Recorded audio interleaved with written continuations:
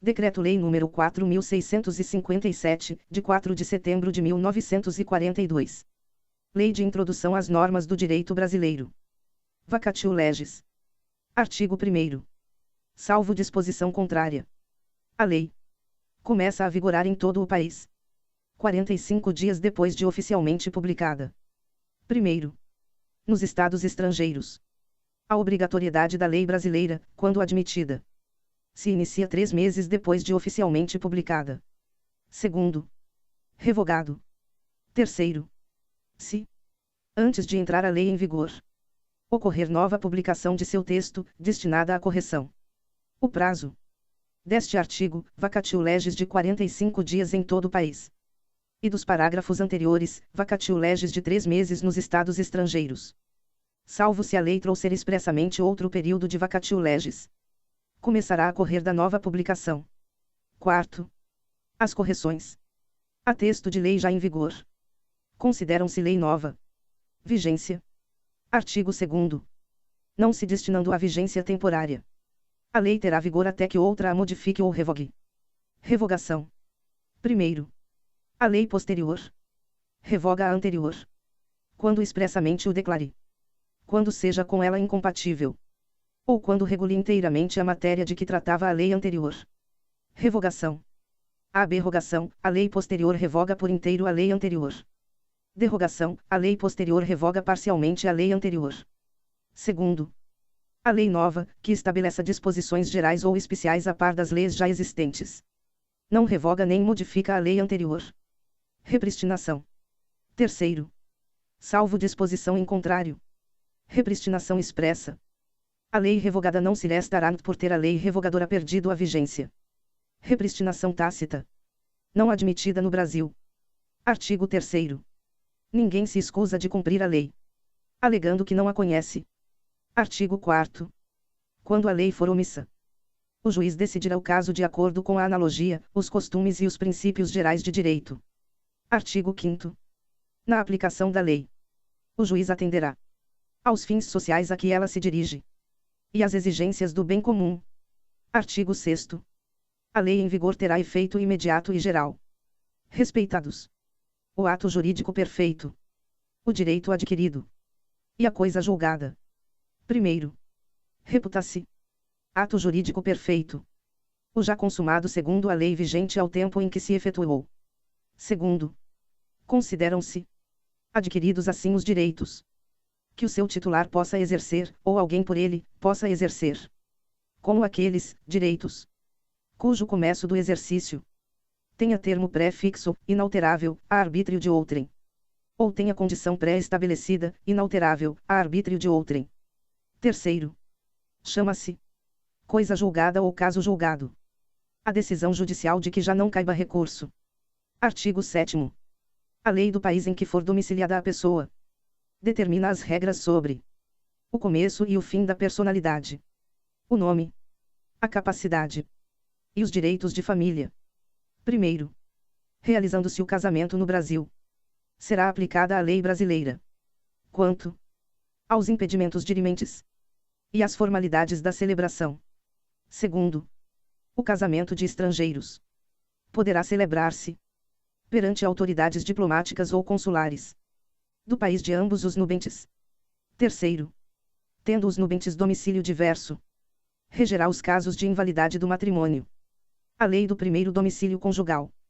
Quarto, o regime de bens, legal ou convencional, obedece à lei do país em que os nubentes tiverem domicílio.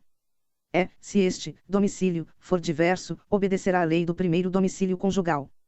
Quinto, o estrangeiro casado que se naturalizar brasileiro pode, mediante expressa anuência de seu cônjuge, requerer ao juiz, no ato de entrega do decreto de naturalização, se apostilhe ao mesmo a adoção do regime de comunhão parcial de bens, respeitados os direitos de terceiros, e dada esta adoção ao competente registro.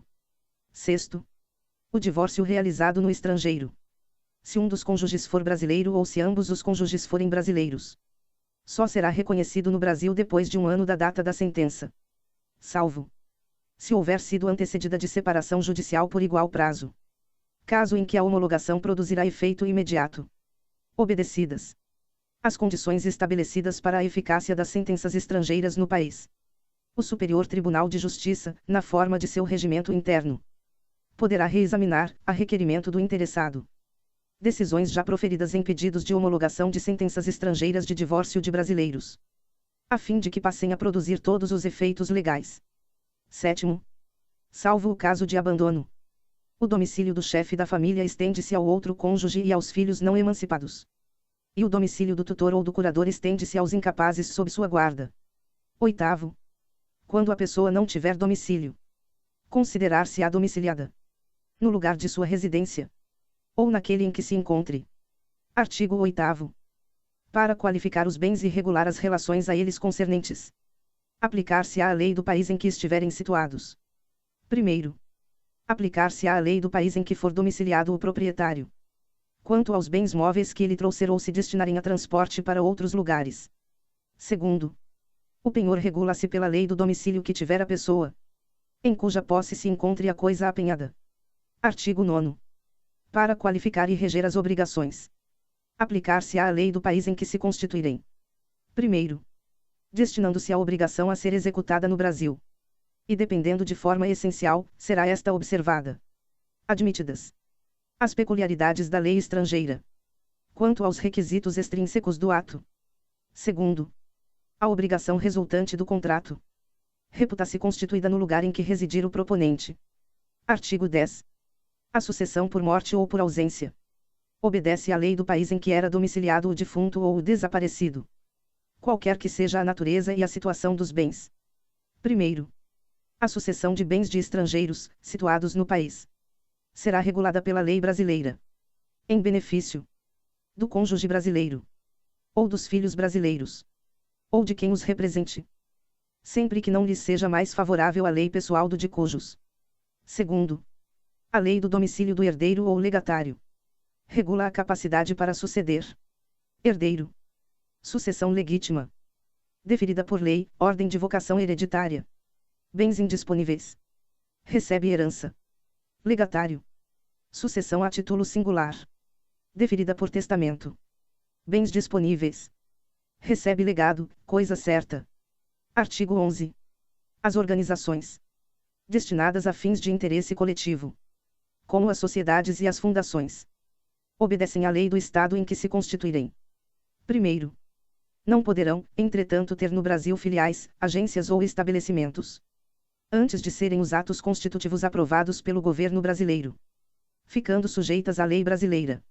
Segundo, os governos estrangeiros, bem como as organizações de qualquer natureza, que eles tenham constituído, dirijam ou hajam investido de funções públicas, não poderão adquirir no Brasil bens imóveis ou bens susceptíveis de desapropriação. Terceiro, os governos estrangeiros podem adquirir a propriedade dos prédios necessários à sede dos representantes diplomáticos ou dos agentes consulares. Artigo 12.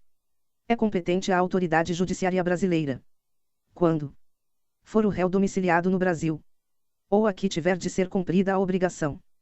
Primeiro, só a autoridade judiciária brasileira compete conhecer das ações relativas a imóveis situados no Brasil. Segundo, a autoridade judiciária brasileira cumprirá, concedido o exequatur, e segundo a forma estabelecida pela lei brasileira, as diligências deprecadas por autoridade estrangeira competente, observando a lei desta, quanto ao objeto das diligências. Artigo 13. A prova dos fatos ocorridos em país estrangeiro rege-se pela lei que nele vigorar, quanto ao ônus e aos meios de produzir-se, não admitindo os tribunais brasileiros provas que a lei brasileira desconheça. Artigo 14. Não conhecendo a lei estrangeira, poderá o juiz exigir de quem a invoca prova do texto e da vigência. Artigo 15. Será executada no Brasil a sentença proferida no estrangeiro, que reúna os seguintes requisitos: haver sido proferida por juiz competente, terem sido as partes citadas, ou haver-se legalmente verificado a revelia, ter passado em julgado, e estar revestida das formalidades necessárias para a execução no lugar em que foi proferida, estar traduzida por intérprete autorizado, ter sido homologada pelo Superior Tribunal de Justiça, não mais pelo Supremo Tribunal Federal. Parágrafo único. Revogado Reenvio. Artigo 16. Quando, nos termos dos artigos precedentes, se houver de aplicar a lei estrangeira, ter-se-á em vista a disposição desta lei estrangeira, sem considerar-se qualquer remissão por ela feita a outra lei. Segundo este artigo, não será permitido nenhum tipo de reenvio, devendo ser desconsiderada qualquer remissão feita pela lei estrangeira a outra lei. Artigo 17. As leis, os atos e as sentenças de outro país, bem como quaisquer declarações de vontade, não terão eficácia no Brasil, quando ofenderem a soberania nacional, a ordem pública e os bons costumes. Artigo 18. Tratando-se de brasileiros, são competentes as autoridades consulares brasileiras para lhe celebrar o casamento e os demais atos de registro civil e de tabelionato, inclusive o registro de nascimento e de óbito dos filhos de brasileiro ou de brasileira, nascidos no país da sede do consulado. Primeiro, as autoridades consulares brasileiras também poderão celebrar a separação consensual e o divórcio consensual de brasileiros, não havendo filhos menores ou incapazes do casal, e observados os requisitos legais quanto aos prazos, devendo constar da respectiva escritura pública as disposições relativas à descrição e à partilha dos bens comuns, à pensão alimentícia, ainda, ao acordo quanto à retomada pelo cônjuge de seu nome de solteiro, ou à manutenção do nome adotado quando se deu o casamento. Segundo, é indispensável a assistência de advogado, devidamente constituído, que se dará mediante a subscrição de petição, juntamente com ambas as partes, ou com apenas uma delas, caso a outra constitua advogado próprio, não se fazendo necessário que a assinatura do advogado conste da escritura pública. Artigo 19. Reputam-se válidos todos os atos indicados no artigo anterior e celebrados pelos cônsules brasileiros, na vigência do Decreto-Lei nº 4.657, de 4 de setembro de 1942. Desde que satisfaçam todos os requisitos legais. Parágrafo único.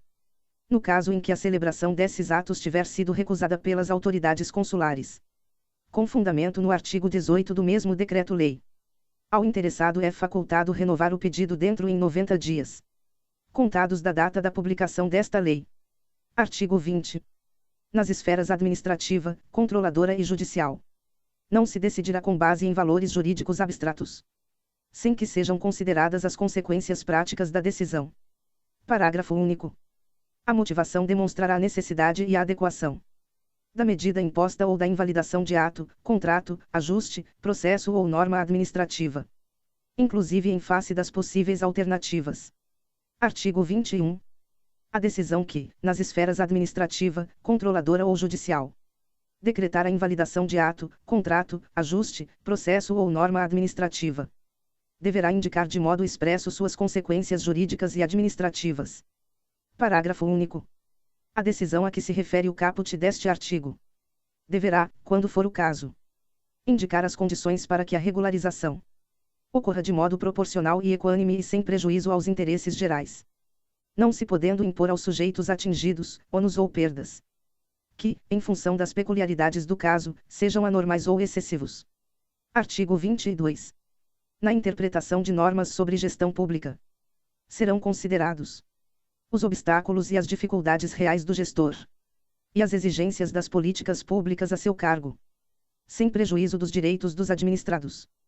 Primeiro, em decisão sobre regularidade de conduta, ou sobre validade de ato, contrato, ajuste, processo ou norma administrativa, serão consideradas as circunstâncias práticas que houverem imposto, limitado ou condicionado a ação do agente. Segundo, na aplicação de sanções, serão consideradas a natureza e a gravidade da infração cometida, os danos que dela provierem para a administração pública, as circunstâncias agravantes ou atenuantes, e os antecedentes do agente.